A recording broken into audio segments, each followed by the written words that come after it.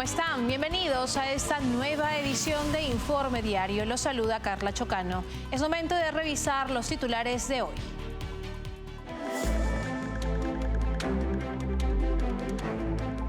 La líder opositora venezolana María Corina Machado reafirmó su determinación en cobrar la victoria de Edmundo González Urrutia en las elecciones presidenciales del 28 de julio. En Argentina, el riesgo país se ubicó por debajo de los 1000 puntos debido a las políticas implementadas por el gobierno de Javier Milei.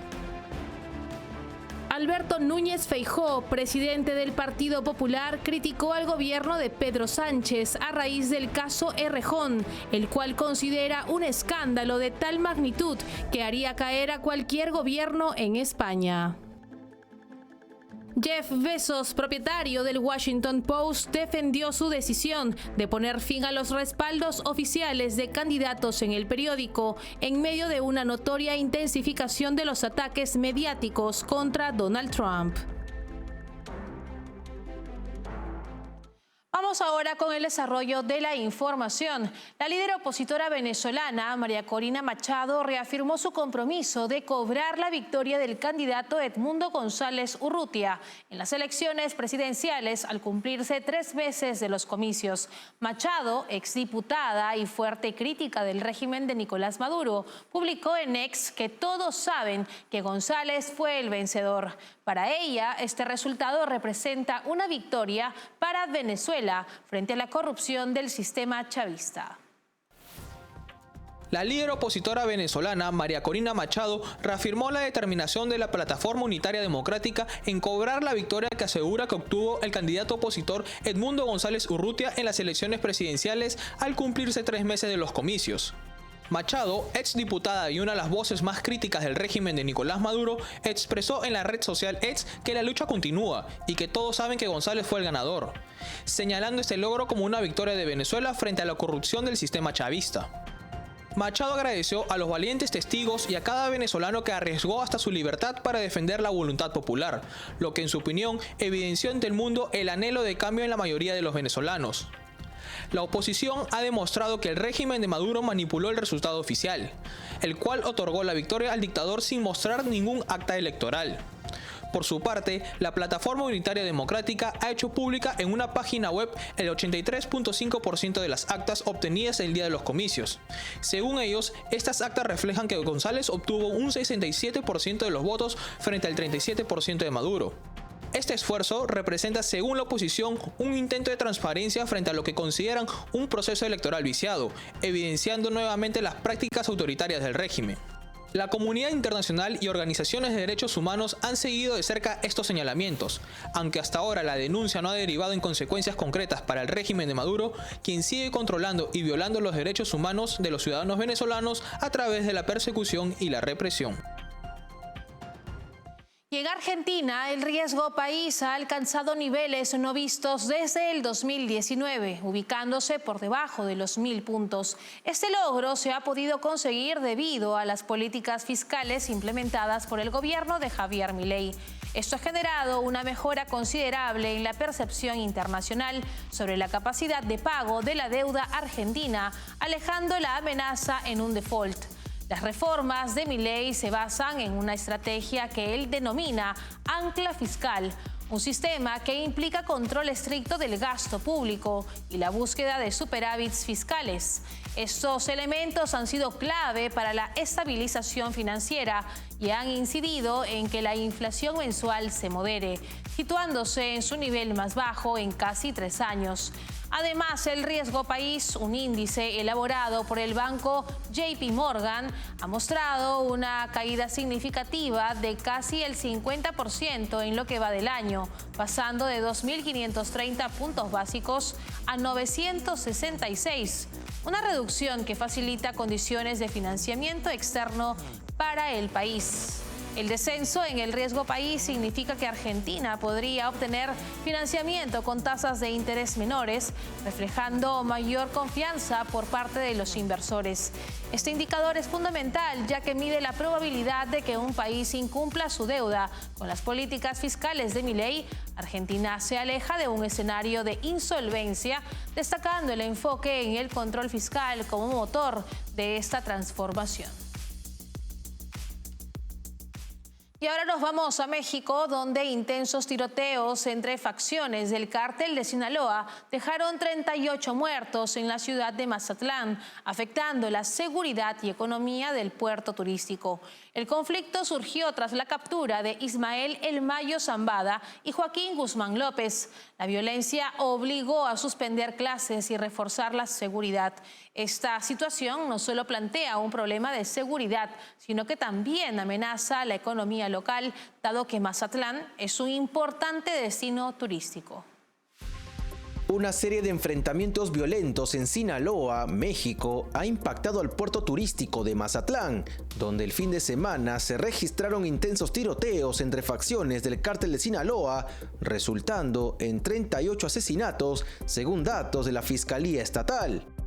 Estos hechos son parte de una disputa interna que se desató tras la captura de Ismael El Mayo Zambada y Joaquín Guzmán López por autoridades estadounidenses en julio pasado. El conflicto ha convertido a Sinaloa en un campo de batalla entre dos facciones del cártel, generando caos en zonas residenciales y comerciales de Mazatlán. Este domingo, decenas de personas se vieron obligadas a refugiarse en una plaza comercial durante uno de los tiroteos. Las autoridades locales respondieron con la suspensión de clases presenciales y un refuerzo de seguridad, especialmente en zonas clave del puerto. La violencia en Sinaloa no solo plantea un problema de seguridad, sino que también amenaza la economía local, dado que Mazatlán es un importante destino turístico. El gobernador Rubén Rocha Moya confirmó medidas especiales para restaurar la seguridad, en coordinación con el ejército. Este brote de violencia subraya las fracturas dentro del cártel de Sinaloa, una de las organizaciones de narcotráfico más poderosas y peligrosas del mundo, cuya estructura enfrenta una potencial escisión. Mientras tanto, el gobierno mexicano, encabezado por la presidenta Claudia Sheinbaum, afirma que mantiene una estrategia de seguridad que dará resultados.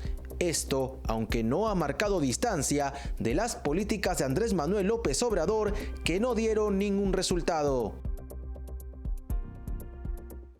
Y en otras noticias, el presidente del Partido Popular, Alberto Núñez Feijóo, criticó duramente al gobierno de Pedro Sánchez por el caso Errejón, calificándolo como un escándalo de proporciones que haría caer a cualquier gobierno en España. En una entrevista radial, Feijóo señaló la catadura moral de la administración actual y afirmó que tanto Yolanda Díaz como Sánchez decidieron tapar el caso para proteger su estabilidad en el Congreso, reflejando así una gestión preocupada por su propia supervivencia. En España, Alberto Núñez Feijóo, presidente del Partido Popular, arremetió contra el gobierno de Pedro Sánchez a raíz del caso Errejón, el cual considera un escándalo de tal magnitud que haría caer a cualquier gobierno en España.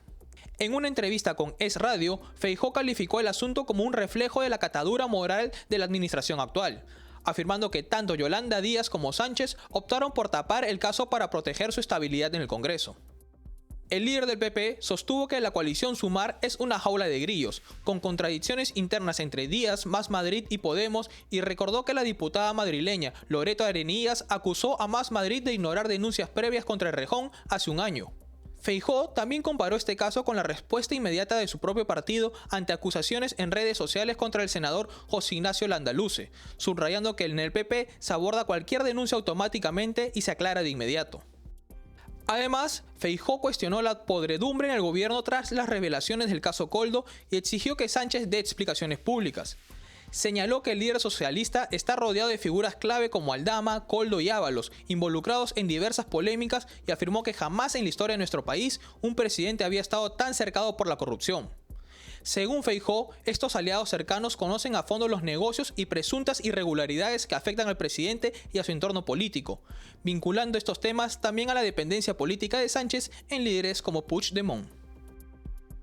Y ahora les contamos que en declaraciones para el programa Informe Extra de TV Libertad, el director de Distrito TV, Jesús Ángel Rojo, detalló información sobre el caso Koldo que implica al presidente de gobierno de España, Pedro Sánchez. Rojo indicó que la Unidad Central Operativa está encontrando información que podría ser determinante para imputar al líder socialista. Escuchemos. En su momento sustrayó a Ábalos un pendrive que luego en un registro la UCO pues lo ha cogido, y ese pendrive lo está abriendo ya la UCO y lo está investigando. En ese pendrive se está encontrando, pues lo que hemos dicho antes, información, según dicen todas nuestras fuentes, que puede ser determinante para implicar o para imputar al presidente del gobierno. Aparte de todos los teléfonos móviles y elementos electrónicos que la UCO ha incautado, solo ha podido descifrar el 20%, porque es tal cantidad de información y es tal cantidad de corrupción que la UCO está sobrepasada totalmente. Pero ya te adelanto, determinante, va a haber un tercer informe de la UCO que va a ser mortal, y Sánchez se acerca ya peligrosamente a la imputación. Por eso Sánchez ha utilizado el caso de Begoña Gómez, yo creo, como un parapeto, que no ha podido pararlo. Ha utilizado a Koldo como otro parapeto, a Ábalos como otro parapeto, pero ya ahora mismo todas las pruebas están señalando a Sánchez. Y las pruebas es que puede haber cometido un presunto delito de tráfico de influencias, y la relación entre Aldama y Sánchez, en breve van a salir fotos de Aldama y Sánchez. De hecho, ya esa foto la tiene la UCO, y bueno, es cuestión de ir uniendo las piezas del puzzle para que este presidente, que es un presidente corrupto donde los haya, se fue capaz de vender el Estado de Derecho por 7 votos. No hay mayor corrupción. Con estas declaraciones nos vamos a la primera pausa del programa. Regresamos enseguida con más. Café Sombra de Pino, un café diferente que crece a la sombra de pinos en Villarrica. Ya lo saben, Café Sombra de Pino, un café premium al alcance de todos.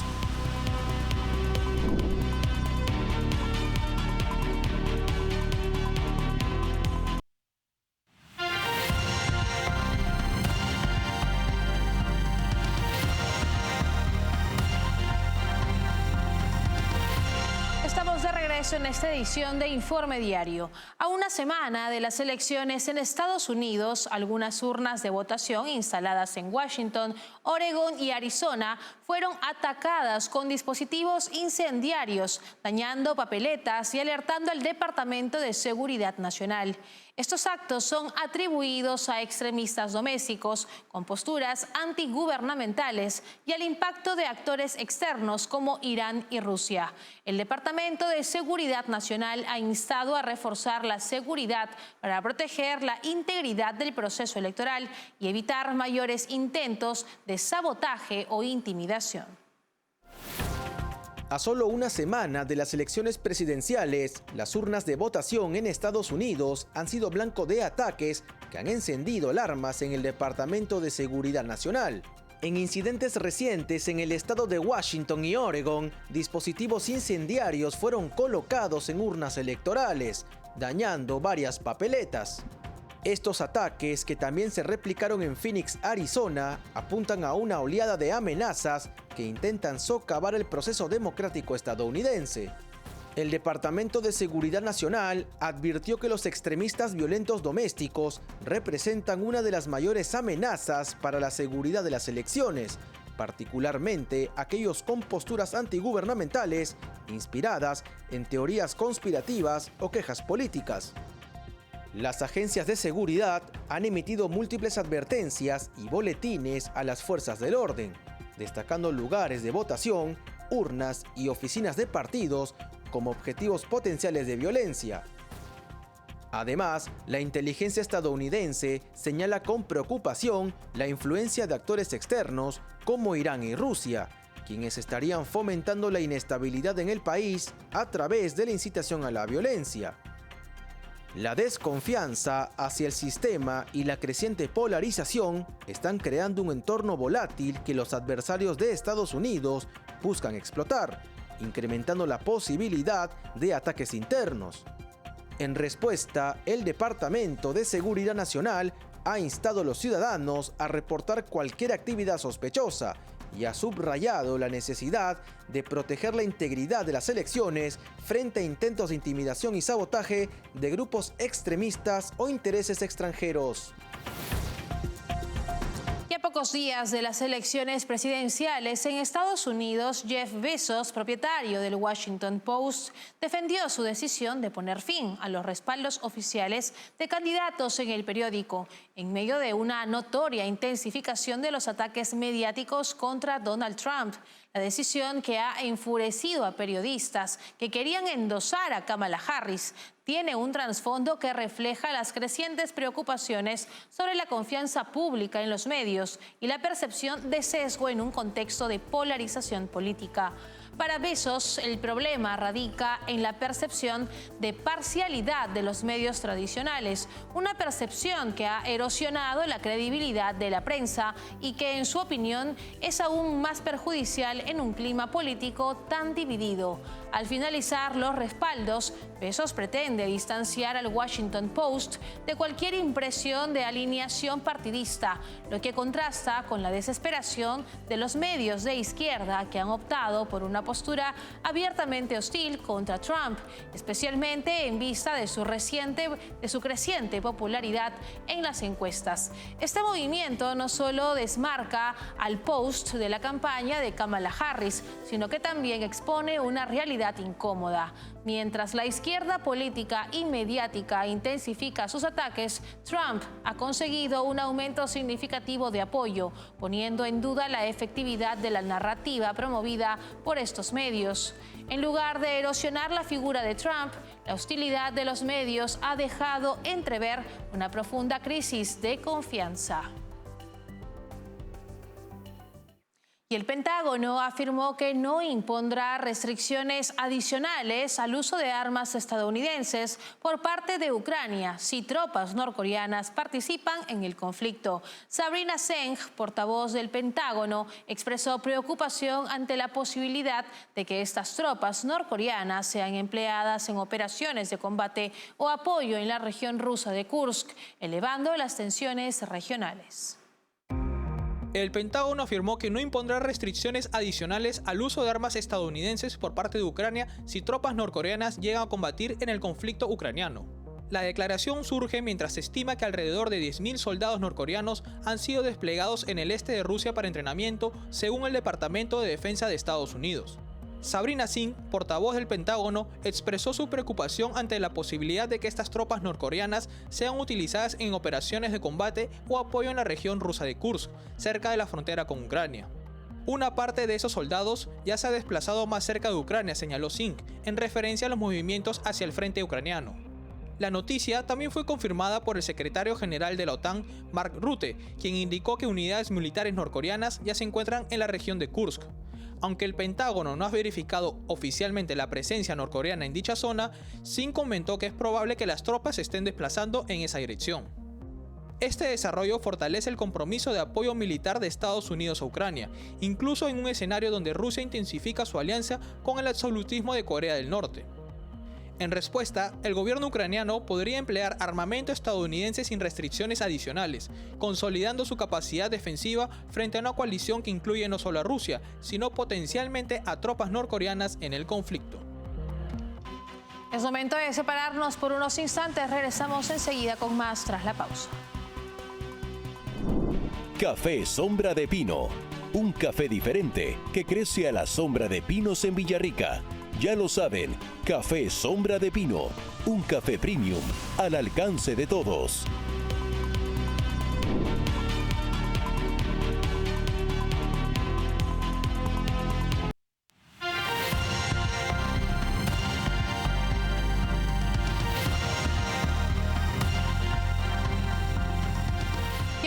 contamos que China experimentó una probable contracción en su actividad manufacturera en octubre, por sexto mes consecutivo, según un sondeo de Reuters. A pesar de los recientes estímulos económicos, el índice oficial de gerentes de compras se estima en 49.9, apenas por debajo del umbral de 50 que separa la expansión de la contracción, lo que refleja la persistente debilidad en el sector.